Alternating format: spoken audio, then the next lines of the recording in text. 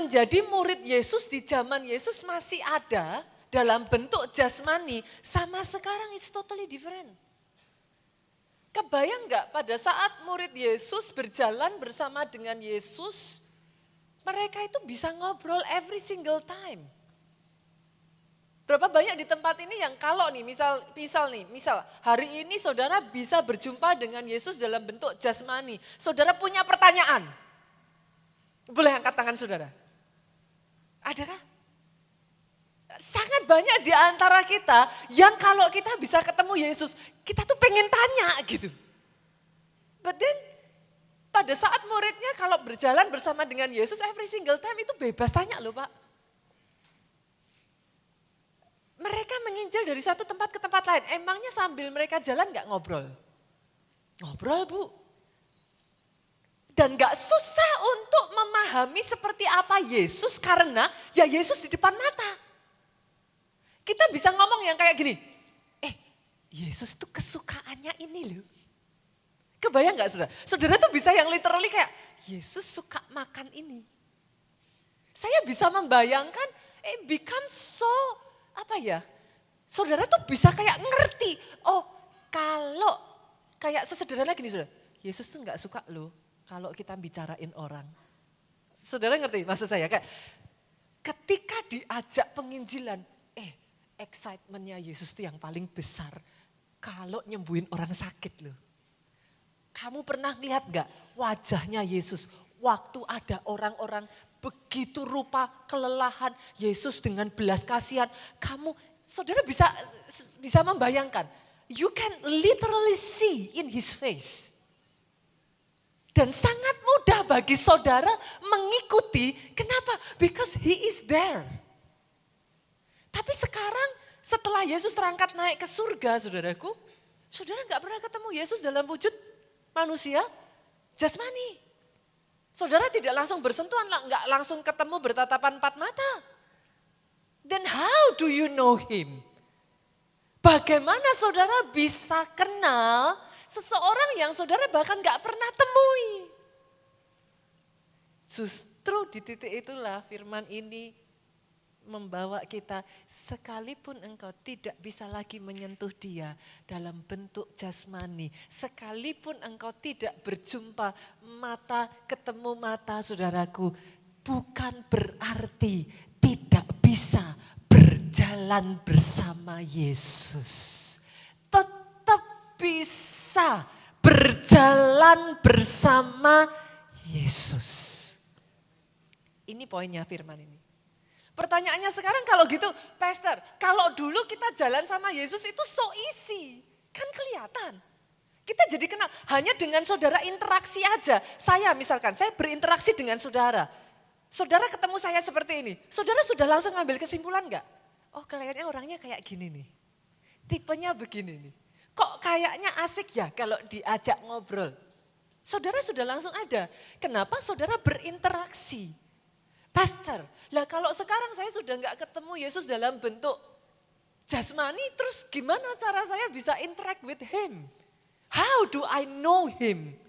Kuncinya dua saudara. Kuncinya dua. Pegang dua ini. Yang pertama, roh. Yang kedua, firman.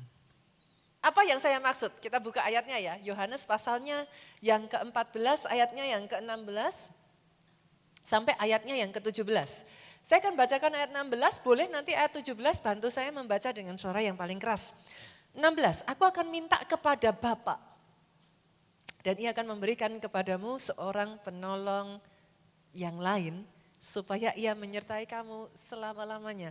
Tahukah saudara segitunya dia peduli sama engkau? Dia gak ninggalin, bye-bye, that's it. Pada saat Yesus tahu dia harus kembali kepada Bapa, dia berdoa, Tuhan kirim penolong yang lain. Jangan pernah berjalan sendiri karena sejak dari awal Yesusmu tahu engkau tidak bisa sendiri. Dia kirim penolong, namanya adalah Roh kebenaran. Ayat 17 yuk sama-sama. Dunia tidak dapat menerima Dia sebab dunia tidak melihat dan tidak mengenal Dia. Tetapi kamu, siapa?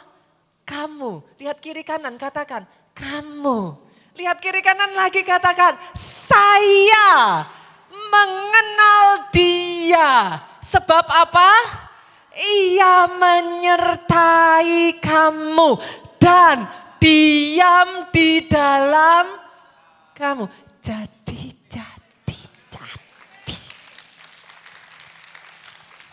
Sadarkah saudara, pada saat saudara duduk di tempat ini mendengar firman, Roh Kudus menyertai engkau. Sadarkah saudara, keluar dari ibadah, engkau pulang ke rumah, something happen to your family, engkau tidak sendirian, Roh Kudus menyertai engkau. Sadarkah saudara, bahkan di saat dimana mungkin engkau sakit, gak ada keluarga yang menemani, Roh Kudus menyertai engkau. Engkau tidak pernah sendiri. Oh, saya berdoa understanding ini merubah pemikiran saudara. Kekristenan bukan agama, Pak. Sorry, Pak, bahkan kekristenan bukan hanya pelayanan loh. It is your walk with Jesus. Even setelah Yesus naik terangkat ke surga, Dia mengutus Rohnya. Boleh enggak saya ngomong gini, kalau Roh Kudus menyertai kamu selama-lamanya, boleh enggak saya ganti artinya? Berarti setiap hari engkau berjalan dengan Roh Kudus. Bukankah Roh Kudus adalah Roh Yesus? Berarti setiap hari berjalan bersama dengan Roh Yesus.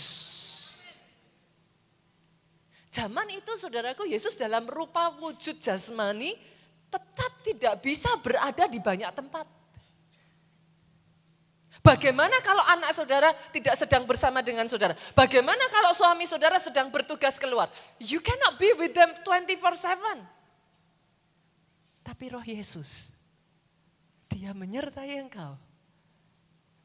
Kapanpun, dimanapun, kemanapun, Dia menyertai engkau.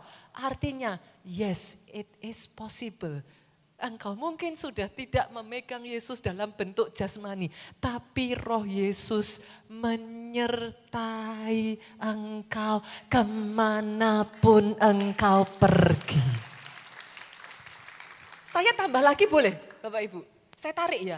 Kalau saudara bisa menyadari understanding itu, berarti apa yang dialami murid-murid pada saat dia bersama Yesus setiap hari, bisa saudara alami.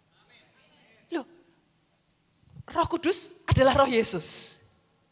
Yang sepakat katakan amin. Berarti kalau di zaman itu murid-murid berjalan bersama Yesus selalu ada mujizat. Your everyday is miracle. Muridnya berjalan, Yesus suruh nangkap ikan, dibuka mulutnya, dalamnya ada uang. Saudara kebayang gak? A life like that. Every single day Yesus jalan, orang mati bangkit. Saya berdoa ya saudara, kesadaran seperti itu. Kesadaran bahwa Roh Yesus ada bersama dengan saudara. Senggol kiri kanan katakan, jangan dicuekin. Halo? Yang suami istri boleh lambaikan tangan. Bu, saya tanya, tinggal serumah, tidur sekamar, satu ranjang, kalau dicuekin rasanya kayak apa? Ngomong sama kiri kanan, jangan lakuin ke Roh Kudus. Loh, sekarang saudara aja ya gak usah boro-boro saudara bicara Roh Kudus itu satu sosok pribadi loh saudara. Yes, dia punya apa yang dia sukai dan tidak dia sukai loh. Kita dengan pasangan aja bersama-sama dicuekin, gak enak. Kerasa gak sih dia ada di situ, terus saudara ngomong-ngomong sendiri, saudara jalan-jalan sendiri, saudara bisa tanpa dia, itu rasanya kayak apa? He is there with you, dia ada bersama dengan engkau saat kau butuh nasihat. Dia ada bersama dengan engkau saat engkau butuh pertolongan, bukan orang lain. Dia ada bersama dengan engkau saat engkau bersedih. Dia tepat ada di dalammu. Karena ayat ini tidak hanya mengatakan dia bersama engkau, dia di dalam engkau. Come on saudaraku. He lives in you. He abides in you. Gimana ngomongnya ya saudara? Kalau roh yang lebih besar dari semua roh yang ada di dunia tinggal di dalam saudara, buat apa saudara takut?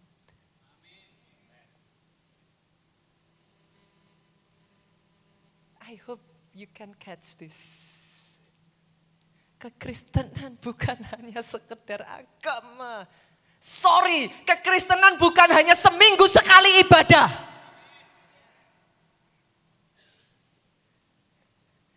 He is walking with you. Bagaimana bisa roh terbesar yang pernah ada di dunia ini berjalan bersama dengan saudara dan nothing happen? Impossible. Doa saya sejak dari hari ini ya, dalam kehidupanmu, dalam kehidupanmu, dalam kehidupanmu, dalam kehidupanmu, saya akan mendengar cerita demi cerita, kesaksian demi kesaksian, dahsyatnya roh yang satu itu ketika dia berkarya di dalam kehidupanmu. Bagaimana nasihatnya membuat engkau takjub, bagaimana ketika engkau belajar taat, engkau dibuat tercengang-cengang, bagaimana hidupmu diselamatkan, bagaimana engkau mengalami kesembuhan. Bagaimana engkau ditemukan dari satu orang ke orang berikutnya dan saudara hanya bisa kayak gini. Oh, Tuhan ajaib ya. Segitunya ya. Dia hebat ya. Aku benar-benar kayak gak bisa apa-apa. Tapi suddenly dia sanggup ya. Dia bikin keajaiban ya. Doa saya, kehidupan kekristenan yang seperti ini loh saudaraku. Yang engkau alami dalam hidupmu. Dijadikan atas kehidupan saudara. Jangan hanya kekristenan seminggu sekali. No.